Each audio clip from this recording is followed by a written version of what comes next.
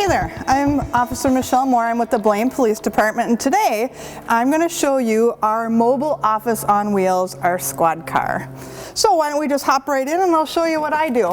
When I first start my shift, I need to do what I call a squad check, just to make sure that everything is operable and that the person who previously used the squad car left everything that they're supposed to in my squad car. So come on, let's take a look. So inside, I would get in my squad car on a normal day. And the first thing that I would check is I would check my lights to make sure that they're all operable. So I would come in here and I would turn them on, and then I would get out and I'd come around and I'd take a look at them. They're all working. I'd come to the front of my squad car and make sure that those front lights are also working. And I'd take a visual of my squad car and make sure there isn't any damage. And if you take a look at the front of this, right in the middle here, we have what's called an opticon. It's an emitting light that triggers the little white lights that are on top of the street lights out on the roads. And that allows us to get a green light when we need to go to an emergency call. So if you're ever out in traffic and you see a bright white light on top of those street lights that's either flashing or a steady white light, just know that at some point through the intersection, an emergency vehicle will be entering that intersection. So just stop and wait for that emergency vehicle just to stay safe. So inside our trunk, we have a lot of tools that we use. This orange container contains our oxygen. And we like to check that and make sure that there's enough oxygen in there to sustain us through our whole shift.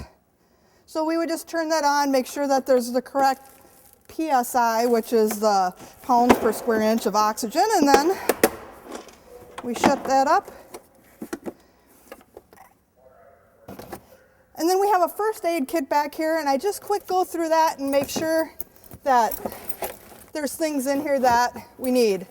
Gauze, some glucose in case we go and respond to a diabetic reaction.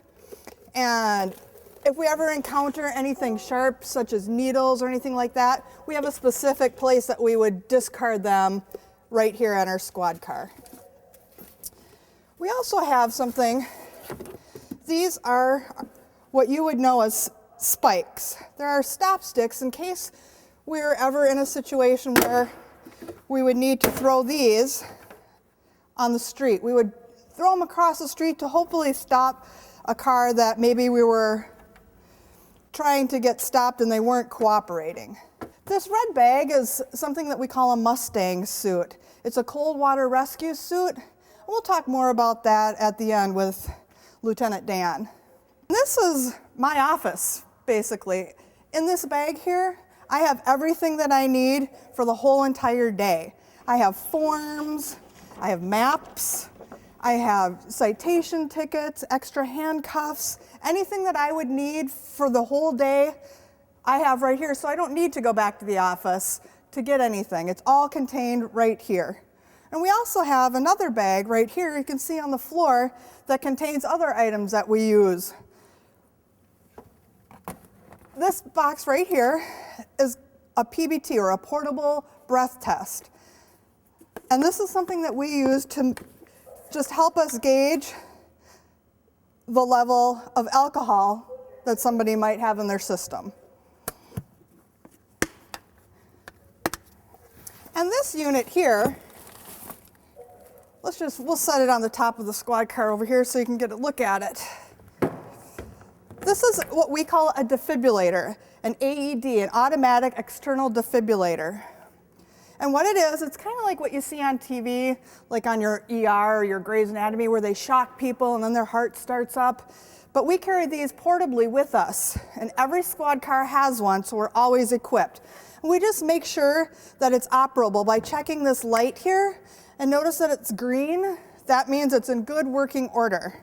If it were red, then we would need to check and make sure that the battery is intact, that it's charged up. But we open this up, and it talks to us. Place electrodes on patient's bared chest. And notice the picture depicts where those pads go. And these here on patient's bared chest are the actual pads. And we just rip those open and place those on, and then the machine tells us what we need to do. So it's very easy, and we do go through some training to operate these too. So everybody on the police department is trained for that operation. And then also in this bag we have some crime scene tape and some other things. This little bag here has extra masks for our oxygen. We have big masks, little masks,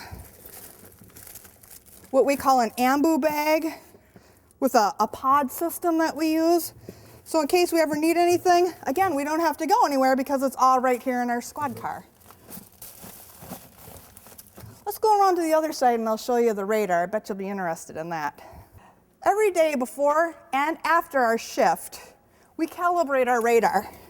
This here is the radar that we use to determine whether people are exceeding the speed limit. I would come into my car and I would hit the power button and it would display a bunch of numbers. And right now, it's just doing a visual check on itself. It's letting you know that all the lights are working. And these things up here, these are what we use to calibrate our radar. Just make sure that it's in working order before and after our shift. And we just tap them and they give an audio noise, and then we hold it in front of the radar unit, which is this piece right here. And then it gives us numbers that we check and make sure fall in that accurate range. And then we document that every day in our radar log. And each squad car has one. And you do that before and after your shift to make sure that during your shift that unit was operable. This unit right here, this is our mobile laptop. We can do many, many things on this unit.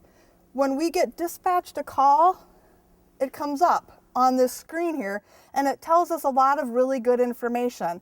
It tells us who you are, where you live, phone number, and then it gives a description of what the problem is. If it's a medical situation, it tells us maybe somebody's not breathing, maybe somebody's hurt, maybe you need assistance, any number of things. And that will come out right on our screen here.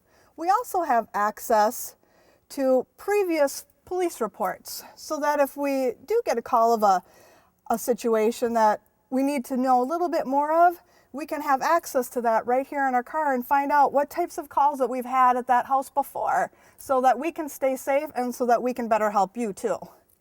This unit right here, this is our radio. This is what we get our calls on. This is what tells us where to go verbally. We also get calls on here and on here. This box right here, this is how we operate all of our lights, our air horns, our alley lights, our brake lights. All of that stuff is just a touch away, right at a button. There's our back seat. And you can notice that it's not like your back seat of your car. That back seat is made out of a very hard plastic. And if you notice, there's a channel right in the back there, and that's for when we have suspects or people handcuffed, that there's a channel for their hands to go that allows for a little bit more comfortable. And mind you, it's not very comfortable back there. It also makes it easy for us to clean. So if anything were to get dirty back there, it's easily cleaned out. You also can tell that there's some seatbelt looking things back there. And we also have to seatbelt people in the back seat when we transport them. And it's a little bit different than what you would have in your car. They're magnetic so that they stick to the front seat so we don't get lost and they don't get trampled on and wet. And then one goes up here, there's a latch up here, and then they also have a lap belt that we have to use, and one for each side. And if you notice that white thing back there, that's a light that we can control so that if it's nighttime, we can illuminate that back seat and be able to see the passengers that are back there. Now keep in mind, we don't just put suspects back there or bad guys. Anybody can ride in the back seat of our car. What if you were stranded on the side of the road? We can come and give you a ride, and then you could have a ride in the back seat of our nice plastic seated car. I think that pretty much wraps it up for this car. Let's take a look at our supervisor's car now, right over here.